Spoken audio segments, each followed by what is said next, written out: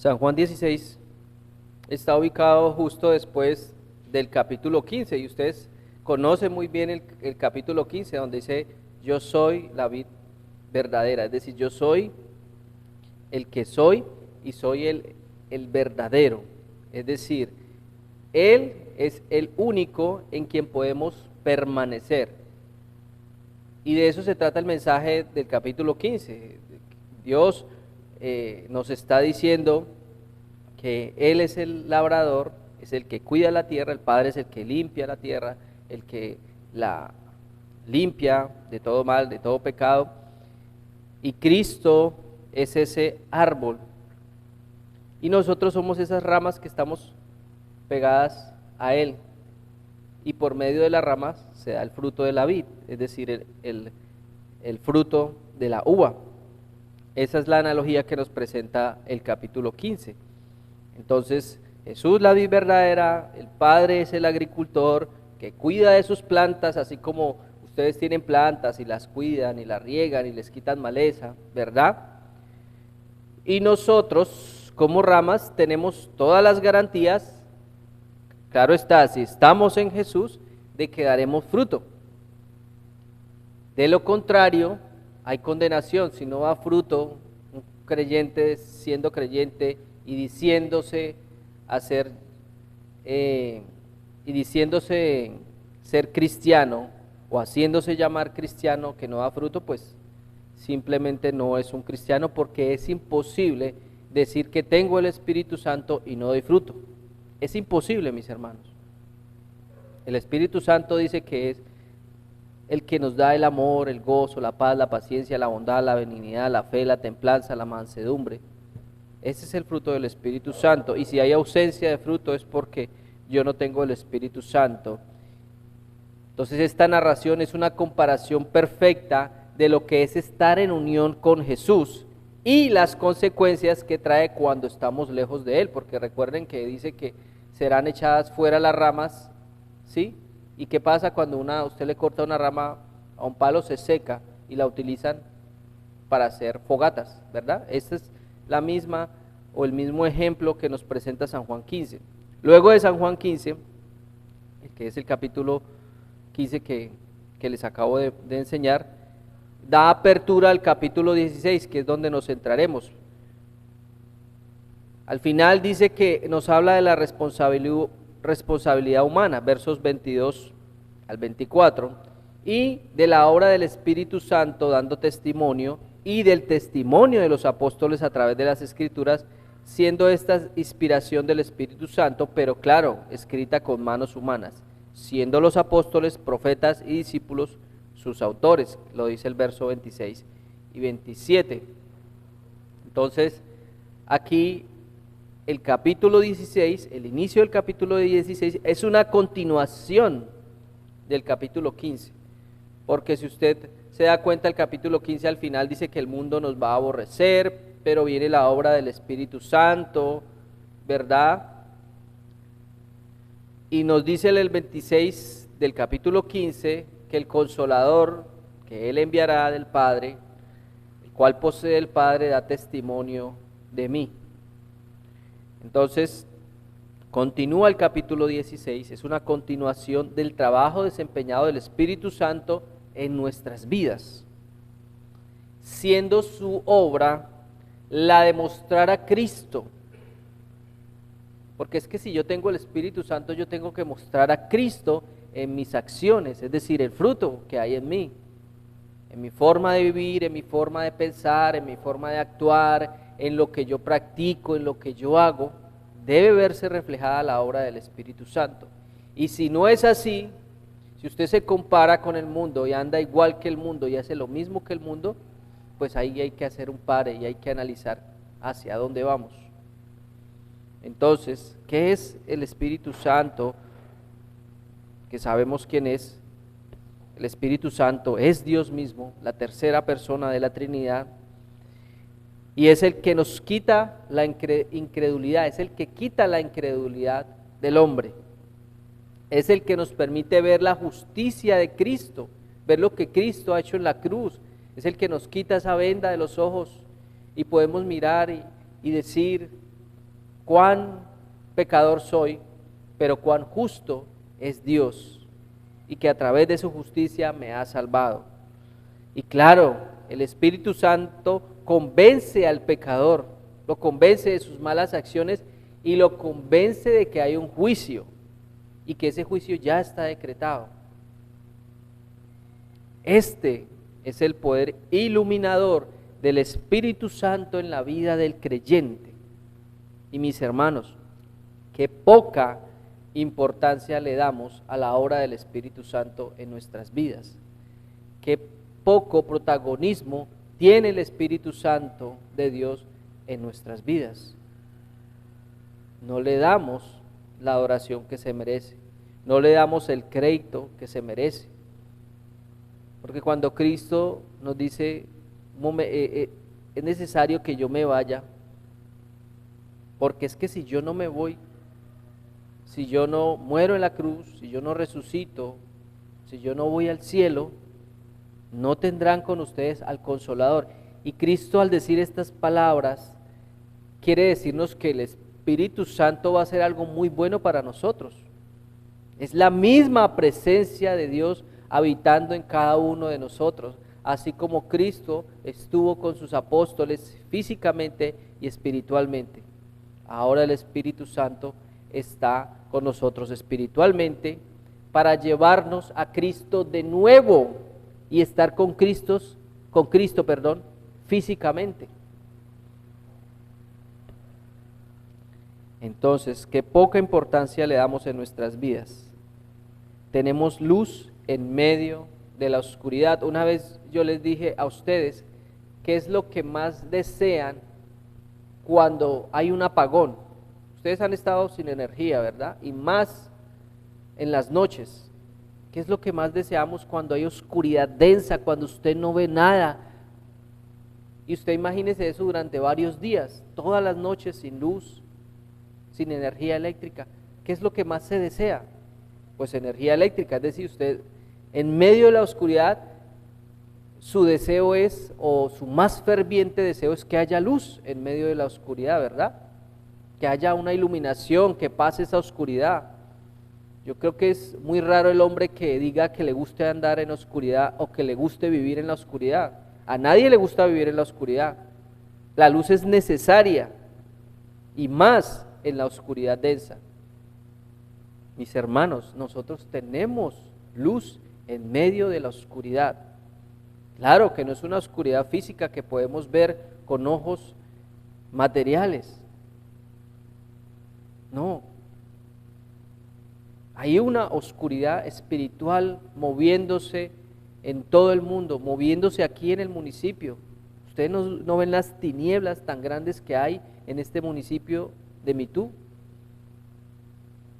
Tanta santería, tanto sabedor, tanto espiritismo, eso es oscuridad.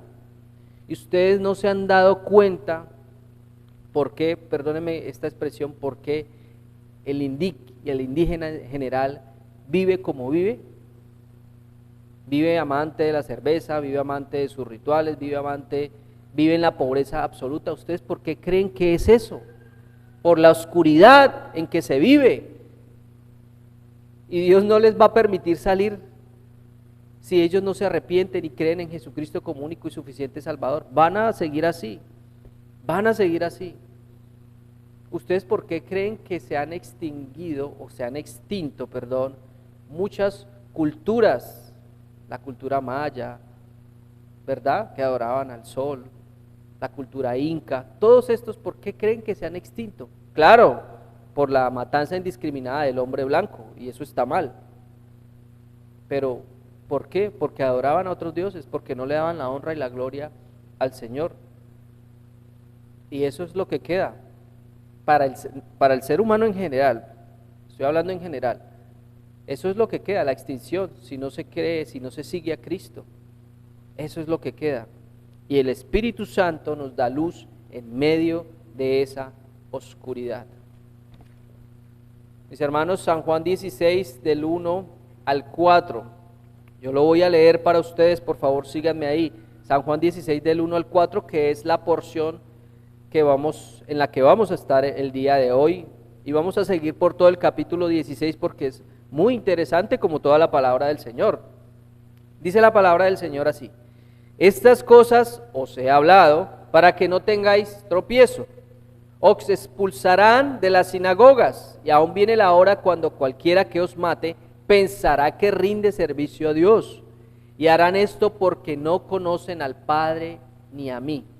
Es decir, el que los fuera a matar estaría pensando que estaba haciendo un bien, pero hace eso porque no conoce al verdadero Dios.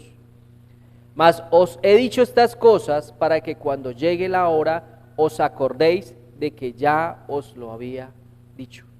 Mire la palabra, mire, a mí me parece muy tierno cuando el Señor dice: yo les estoy hablando esto para que tengan cuidado, para que su fe no flaquee, para que no caigan en la tentación. Les está haciendo una advertencia de una manera amorosa, ¿verdad? Así como un padre amoroso le dice: mire hijo, no haga esto, porque va a suceder esto, yo ya lo viví, yo ya pasé por ahí. Y alguien que ya ha pasado por un camino, lo que quiere es que su hijo no pase por ese mismo camino, y que no sufra, porque usted ya pasó por ahí, y usted ya sabe lo que sucede, para que no tengáis tropiezo. Eso es lo que hace el Padre por nosotros, nos advierte por medio de la palabra. Mire, la Biblia está llena de consejos, de sabiduría, y nosotros no tomamos ese consejo y esa sabiduría, y por eso nos va como nos va. Pero el Señor es amoroso, fue amoroso y misericordioso al dejarnos su palabra, para que nosotros la tomáramos, para que nosotros siguiéramos. Y cuando nosotros nos desviamos, cuando nosotros nos alejamos y cuando estamos en práctica de un pecado, créame que es porque usted está alejado de la palabra y está alejado de la oración. ¿No lo han experimentado? ¿O no han experimentado lo contrario? Cuando usted está más metido en la palabra, cuando usted lee todos los días, cuando usted es juicioso en sus devocionales, cuando usted es juicioso en discipular a sus hijos, cuando usted es juicioso en la oración, usted es menos propenso a la práctica del pecado. ¿No lo han experimentado? ¿Por qué? Porque su mente está ocupada en otras cosas, en la palabra, en la oración. Y cuando su mente no está ocupada en la palabra y en la oración, otras cosas llenan su mente, otros pensamientos llegan a su mente, otras cosas ocupan lo que no está ocupando la palabra de Dios. Entonces el Señor les está haciendo estas advertencias de una manera muy misericordiosa de lo que les iba a pasar a ellos. Esto es para ellos, ¿no? Ahora, es para ellos, pero nosotros en cierta manera también nos pasarán cosas o nos vendrán incluso la muerte si seguimos a Dios. Hay unas consecuencias. Dijo un pastor allá muy amado por nosotros en Cali, dice: eso es parte del paquete. Eso es lo que cuesta seguir a Cristo. Y eso es lo que les costó a los apóstoles por seguir a Cristo, que los expulsaron de su nación, que los perseguirían y que los matarían, porque el 90% de ellos, según la historia, murió como mártir, murió crucificado, murió cortado la cabeza, a uno lo hirvieron en aceite, es decir, todos murieron de una manera muy, muy horrible. Ahora, para los que no creen en Dios y para los que dicen que Dios o todo esto que pasó es una leyenda, algo que no es verdad, dígame, ¿en qué les favorecería a un grupo de hombres seguir a un hombre o propagar una leyenda supuestamente si los va a perjudicar? ¿Qué quiere decir esto? La gente dice que no cree, que todo esto es una leyenda, que la Biblia no es verdad, pero dígame una persona, ¿qué ganancia tendría exponiendo su vida como las pusieron los apóstoles? Su vida misma la expusieron y todos murieron de una manera horrible, la gran mayoría de ellos. ¿Qué ganancia tendría para ellos el compartir una mentira? Ninguna, ¿verdad? Es decir, la palabra de Dios es verdadera. ¿Por qué? Porque es que ellos expusieron sus vidas aún sabiendo de que iban a morir. Les dijo el Señor, aún así expusieron esta verdad y la defendieron con su vida. ¿Qué quiere decir? Que esto es verdad, esto no es mentira. Vuelvo y repito, ¿qué ganancia les daría a ellos exponer una mentira? Como dicen por ahí, ¿a son de qué se van a arriesgar a ellos al punto de perder su vida? ¿Por qué se iban a arriesgar por una mentira? Ellos se arriesgaron y perdieron su vida predicando la verdad de Cristo. Y a veces nosotros no le damos la importancia adecuada, la importancia que se merece. Hombres que pusieron su vida para que ustedes y yo hoy cómodamente estuviéramos leyendo esta palabra. Y claro, el que puso su vida por nosotros, el gran sacrificio sin igual, Cristo Jesús. Entonces el Señor les hace una advertencia. Las palabras de Jesús son dadas a sus discípulos por la forma hostil, cruenta, sangrienta, malvada en que iban a ser recibidos por predicar a Cristo. El Señor les dice, mire, esto es lo que les espera: destierro, descomunión, muerte, discordia, y más adelante, en otra ocasión Él les dice, mire, yo no he venido a traer unión, yo he venido a traer discordia entre ustedes. Y muchos lo interpretan, uy, ¿cómo así que el Señor vino a traer discordia? O guerras, o disensiones, incluso entre ustedes y su familia. Él a lo que se refería que es que ellos, por predicar la palabra de Dios, iban a tener problemas aún contra su propia parentela.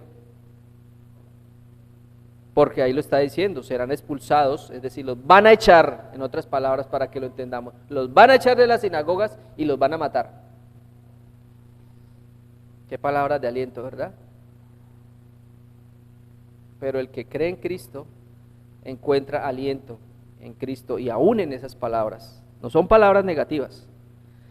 El mundo estaría en oposición contra ellos y está en oposición, es decir, en contra de aquel que siga a Cristo. Esa es la corriente del mundo, estar en contra del cristianismo, estar en contra de los mandatos de Dios. Esa es la corriente del mundo.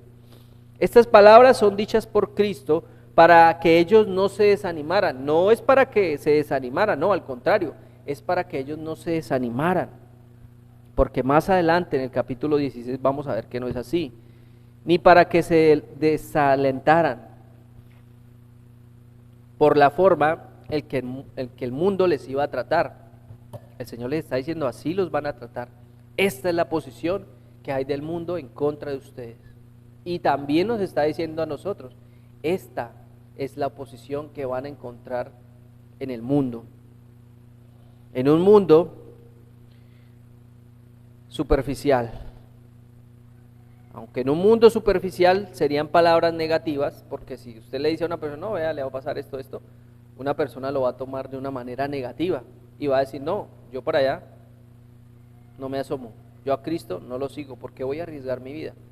Pero es que esa persona no se da cuenta de que de la misma forma, si usted no sigue a Cristo, usted tiene vida eterna, lo que estábamos hablando ahorita. Fíjese bien, el que quiera buscar su vida o el que quiera rescatar su vida, la perderá. Y el que pierda su vida, la hallará. Ahí está el punto del asunto. Usted no tiene que buscar cuidar su vida física, tienes que buscar cuidar su vida eterna. Entonces, en un mundo donde va a mostrar la justicia de Cristo, son palabras que inyectan al cristiano un impulso y hacen que su fe sea robusta, una fe fuerte, a lo cual Cristo estaba apuntando en esta ocasión, porque en otra versión dice, todo esto les he dicho para que no flaquee su fe, es decir, para que su fe no sea raquítica, no sea flaquita, no sea débil. No, les estoy diciendo esto es para que su fe crezca, para que sean más fuertes espiritualmente hablando. Y miren, es muy interesante y a mí me causó, como dicen, por ahí dijo un predicador, ¿esto estaba en la palabra de Dios? Sí, estaba en la palabra de Dios. Fíjense en en el 16:2 dice, os expulsarán de las sinagogas, y viene la hora cuando cualquiera que os mate, es decir, que quite su vida, pensará que rinde servicio a Dios. Muchos mataban en nombre de Dios, en nombre del Padre, mataron muchos seguidores de Cristo, y ellos pensaban en su ignorancia, en su incredulidad, de que estaban sirviendo tributo a Dios, de que estaban sirviendo o rindiendo a Dios. ¿Por qué? Por su ignorancia. Entonces pensará que rinde servicio a Dios. El que no conoce a Dios cree en muchas ocasiones que hace cosas para el servicio a Dios. Mis hermanos, si ustedes se ponen a leer la historia, hubo un momento en la historia que hubo unas guerras que se llamaron las Cruzadas, en nombre de la Iglesia Católica supuestamente, y mataron muchísimos inocentes en el nombre de Dios. Creyeron que estaban haciendo un servicio a Dios, pero realmente lo que estaba sucediendo era una matanza indiscriminada en el nombre de Dios cuando llegó Cristóbal Colón aquí a las Américas. ¿Cuántos hombres perecieron en nombre de Dios? Y muchos se hicieron cristianos por miedo, por terror, porque ellos tenían una cultura pagana y llega el catolicismo a imponer su ley, y claro, ellos por miedo se hicieron católicos. Colombia es un país católico, pero fue católico por miedo, por terror. Entonces, el que no conoce a Dios, repito, cree en muchas ocasiones que hace cosas para el servicio a Dios. Como les decía, cuántas matanzas, violaciones de derechos no se han hecho en el nombre de Dios. El desconocimiento de la persona de Dios hace que actuemos bajo nuestro propio criterio. Es decir, cuando yo no conozco a Dios, cuando yo no leo la Biblia, ¿a quién acudo? A mi propia conciencia, que es la que me dice qué es lo que está bien y qué es lo que está mal. Entonces actúo bajo mi propia conciencia. Y si esa conciencia no está bajo los parámetros de Dios, lo más seguro es que lo que yo haga, es decir, mi proceder, sea erróneo y esté en contra de Dios. Pero yo creo que estoy haciendo las cosas bien. Yo creo que esto se debe hacer así. Yo creo que esta es la forma de pensar. Yo creo. Es decir, mi yo. ¿Y dónde está Dios? ¿Dónde está el decir, no, Dios cree o Dios piensa que esto es lo más correcto? La Biblia dice esto, esta es la forma de actuar. Entonces, por un desconocimiento de la palabra de Dios, por un desconocimiento del Dios Altísimo, el mundo actúa como actúa hoy. Entonces, ¿qué pasa? Acomodo muchas veces la palabra de Dios a mi conveniencia, o peor, sin conocerla o leerla, creo saber qué es lo más conveniente. Un ejemplo claro fue el apóstol Pablo, antes llamado Saulo. Él fue en un momento incrédulo, él fue en un momento ignorante y actuaba bajo su propia conciencia, pensando que estaba rindiendo un servicio a Dios. Vamos a Hechos 22:4, por favor. Hechos 22:4.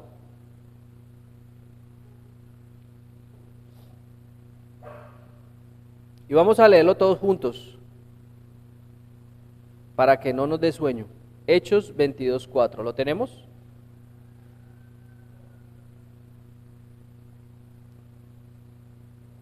Hechos 22:4 a la voz de 3. 1, 2 y 3. Perseguía yo este camino hasta la muerte, prendiendo y entregando en cárceles a hombres y mujeres. Eso era a lo que se dedicaba Pablo, antes llamado Saulo. ¿A qué se dedicaba? Él arrestaba hombres que iban tras Cristo, ¿verdad? Y cuando los prendía o los arrestaba, digámoslo así, los entregaba a las cárceles a hombres y a mujeres. A él no le importaba si eran hombres y mujeres. Pero ¿qué pensaba Pablo o Saulo en ese momento? Estoy actuando bien, estoy actuando como Dios quiere que yo actúe. ¿Por qué? Por un desconocimiento. Y para que ese desconocimiento pase de nuestra cabeza y llegue o lleguemos a ser crédulos en Cristo Jesús, creamos en Cristo como único y suficiente Salvador, es necesario que el mismo Señor se nos revele y nos revele la verdad. Es necesario. Vamos ahora a Filipenses 3:6, por favor. Filipenses 3:6.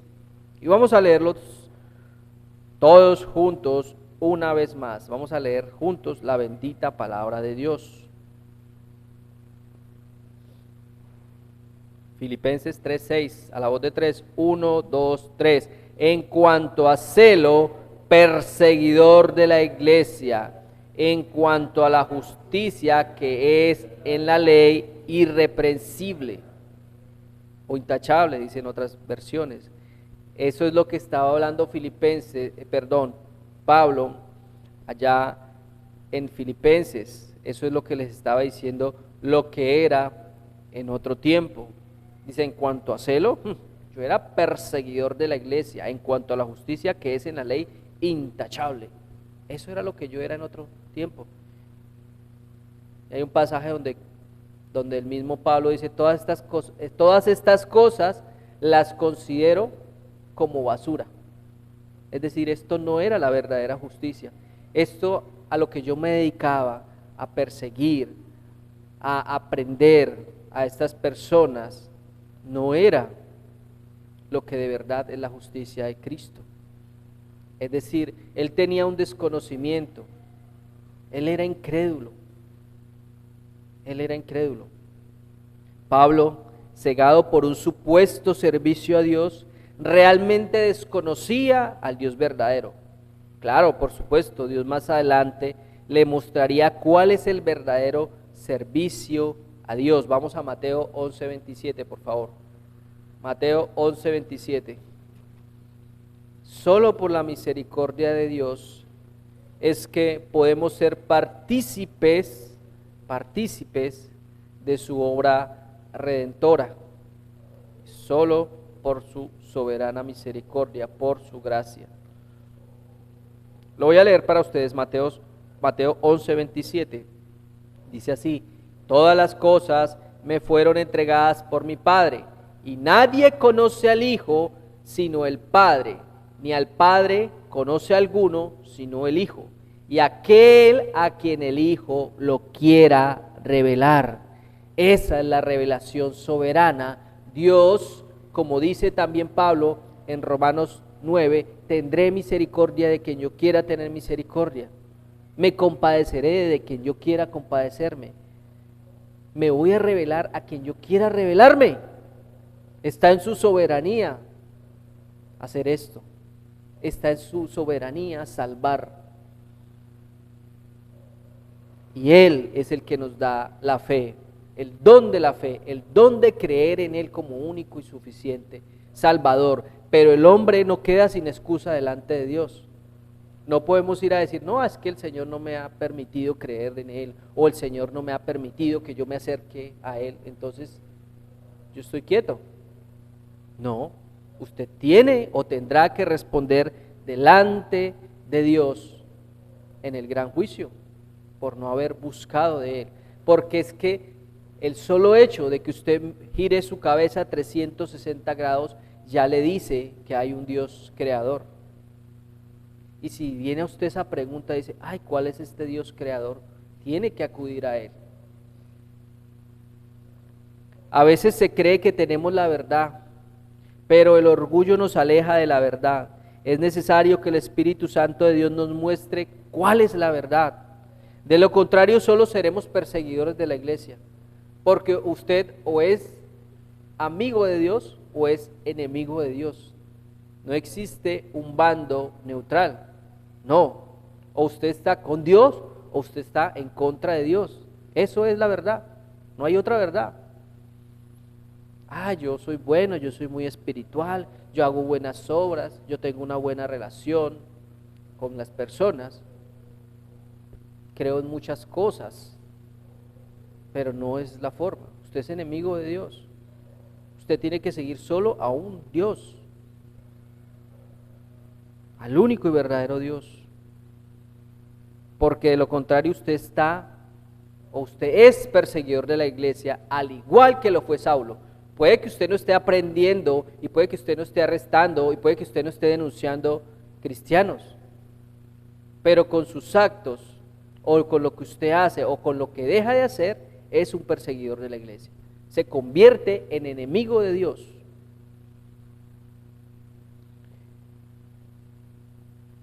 ¿Y por qué? No tenemos el Espíritu de Dios, del Espíritu Santo que nos ilumina en toda verdad. Vamos, por favor, a Santiago 4:4.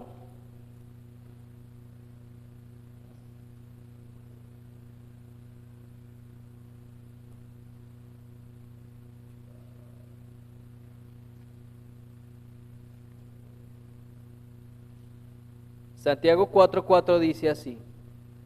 Dice, a esto les parece cosa extraña que vosotros no corráis con ellos en el mismo desenfreno de disolución. Perdón, me equivoqué, estoy leyendo Pedro. Se me pasó la página.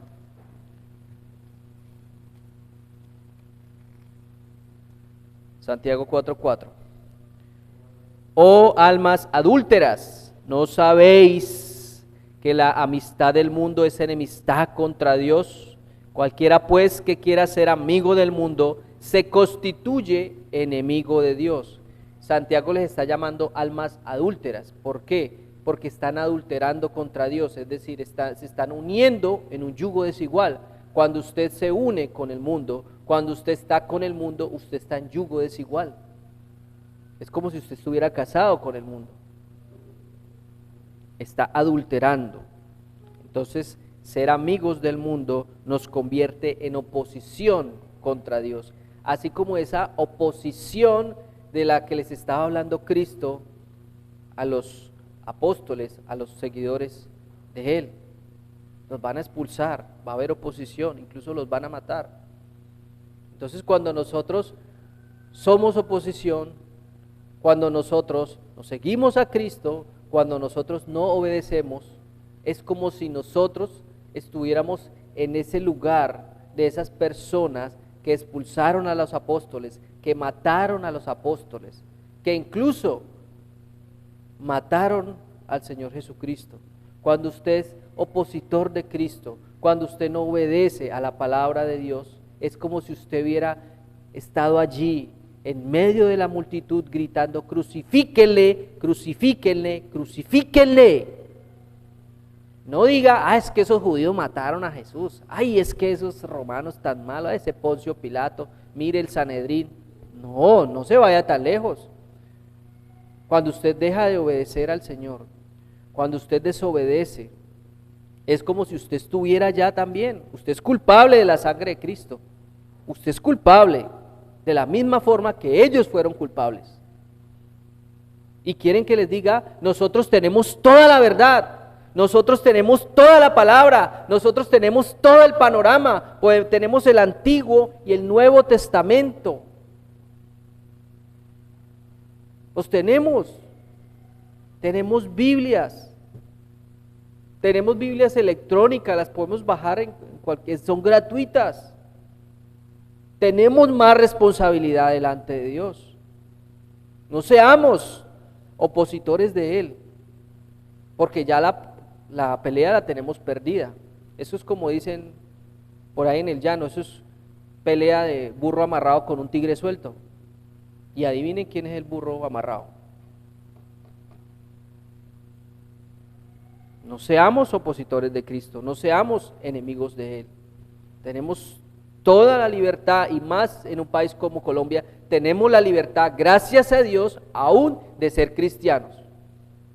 Nadie les prohíbe eso, como en otros países sí lo prohíben.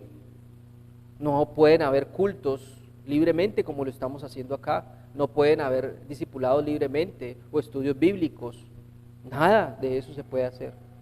Nosotros sí tenemos toda la libertad, pero con esa libertad llega la responsabilidad nuestra. No nos convirtamos en opositores de Cristo, más bien convirtámonos en seguidores, aunque ello traiga consecuencias para nuestra vida. Ahora que conocemos la obra de Dios, ahora que sabemos que Cristo nos rescató de las garras del infierno y que el Espíritu Santo obra en nuestros corazones, no debe haber jactancia en esto, más bien acción de gracias, porque al igual que Pablo, sabemos que fue por gracia, por misericordia de Dios. Vamos a Primera de Timoteo, por favor. Primera de Timoteo 1, del 12 al 14.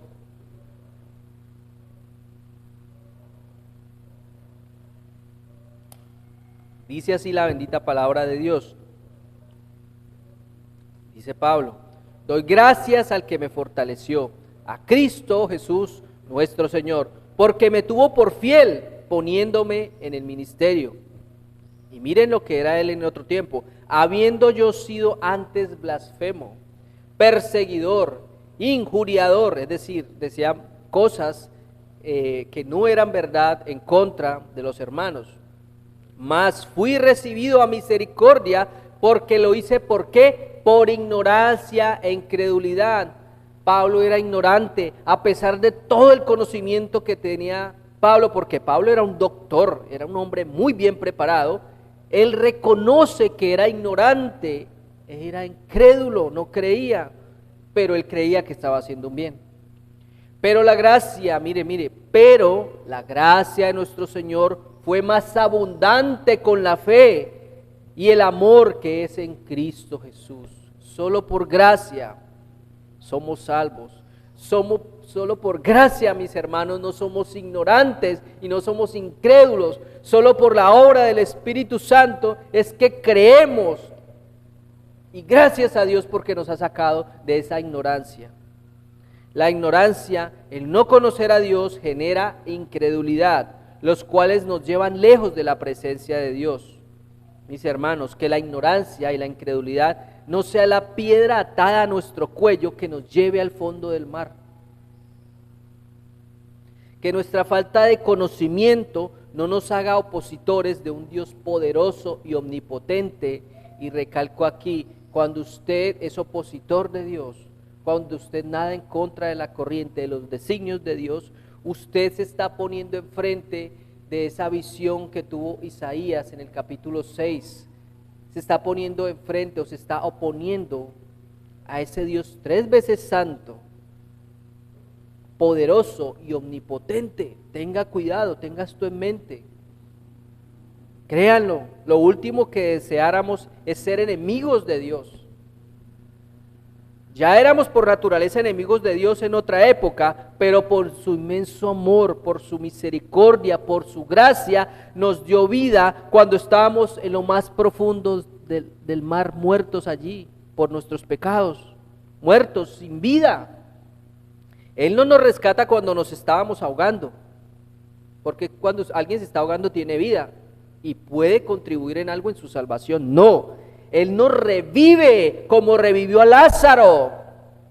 Nos revive cuando estábamos en el fondo, ya morados, sin respiración, sin posibilidad alguna, para que ya no estemos en contra suya, para que no seamos opositores, sino más bien para que seamos hijos adoptivos con los mismos beneficios de un hijo natural. A veces no nos damos cuenta lo que tenemos. No nos damos cuenta de los beneficios tan grandes que Dios nos ha dado. ¿Por qué digo esto? Porque es que se nos olvida de que tenemos un Padre que es dueño de todo y que está bajo control de todas las cosas. Se nos olvidan esas cosas y a veces nos dejamos llevar por los problemas. Ay, ¿ahora qué vamos a hacer con esta situación? Ay, ¿ahora qué voy a hacer con este problema? Ay, ¿ahora qué voy a hacer con este problema con mi hijo? Mis hermanos, si usted está en Cristo Jesús, Él tiene el control de todas las cosas. No se preocupe. Aférrese más a Dios, no se aleje. Aférrese más a Él. Ore más, lea más la palabra. Sea más culto en las cosas de Dios. porque de una buena comunicación con Dios depende nuestra vida cristiana. No seamos ignorantes en la palabra de Dios. No seamos ignorantes, porque su ignorancia lo puede llevar a la incredulidad y puede volverse enemigo de Dios. Ya no somos fugitivos, mis hermanos. No somos perseguidores de Cristo, somos rescatados, perdonados e hijos por el puro afecto de su voluntad. Entonces, el Señor al final del capítulo 4, en el verso 4 del capítulo 16, en San Juan otra vez de nuevo, San Juan 16, 4, Él dice: mas os he dicho estas cosas para que cuando llegue la hora os acordéis de que ya os lo había dicho. Es decir, Él les dice: cuando ustedes estén pasando por estos momentos tan difíciles, recuerden, yo ya se los había dicho.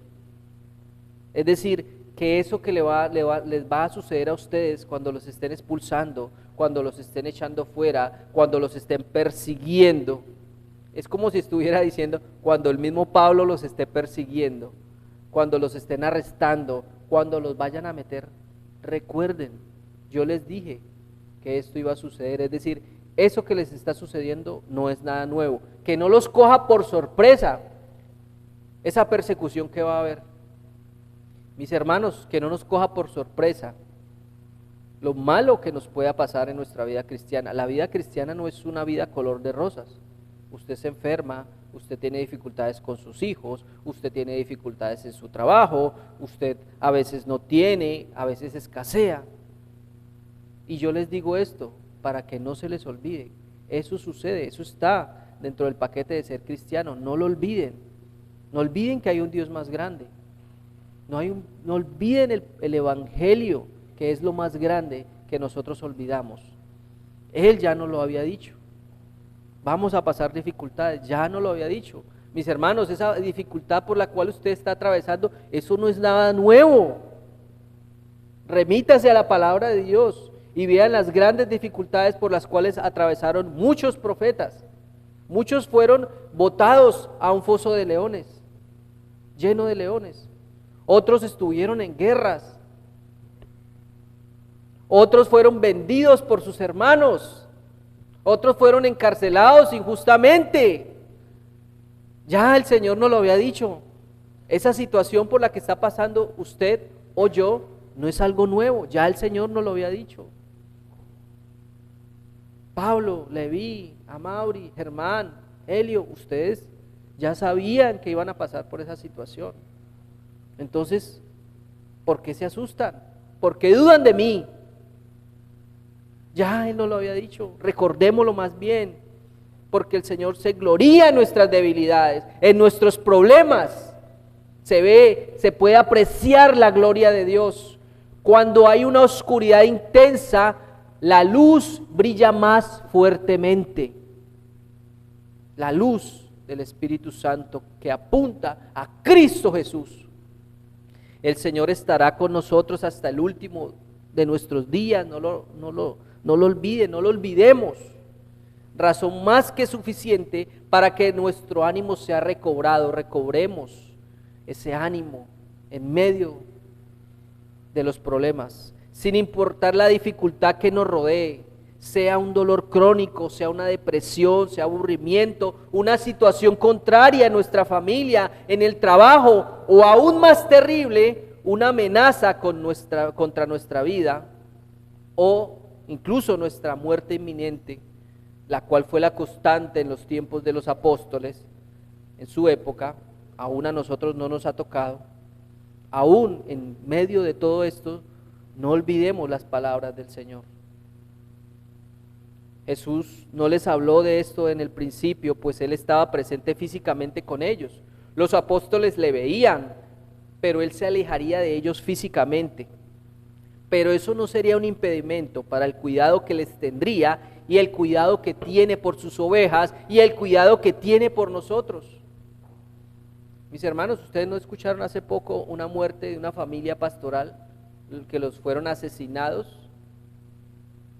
Y muy seguramente no tenían razón o no tenían culpa, simplemente estaban en el lugar equivocado. Y yo creería, si fueron cristianos, se irían a la presencia de Dios. Pero aún esas cosas nos pasan, y entonces ¿qué vamos a decir? ¿Vamos a renegar en contra de Dios? ¿Por qué, Señor, nos me pasa esto? Aún la muerte puede venir sobre nosotros. Se pueden equivocar y nos pueden matar. Pero el Señor ya nos lo había dicho, no lo olvidemos. Él es más grande que cualquier situación, Él es más grande que cualquier problema, Él es más grande que la muerte, porque Él dominó la muerte. Él resucitó, mis hermanos, para que nosotros tuviéramos vida eterna y vida en abundancia. No olvidemos sus palabras, no olvidemos la palabra. En San Juan 14:16 dice: yo rogaré al Padre y os dará otro Consolador, para que esté con vosotros para siempre. Él está con nosotros para siempre, en medio de esas pruebas.